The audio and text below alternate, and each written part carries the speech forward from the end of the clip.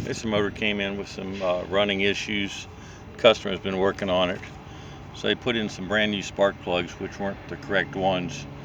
BR6HS NGK's not what this one's called for, but they were loose. And so we put the correct ones in and got it so it was firing, and he was having some starting issues with it before, and he put a new fuel pump on there. That's from Amazon, and put this brand new starter on there, also from Amazon.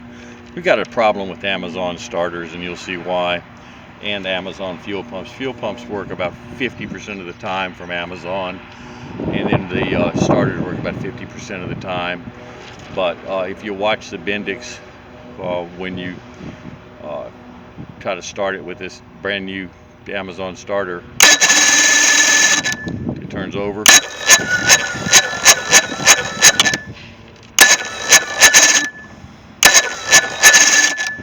But you can see the clutch is out of it.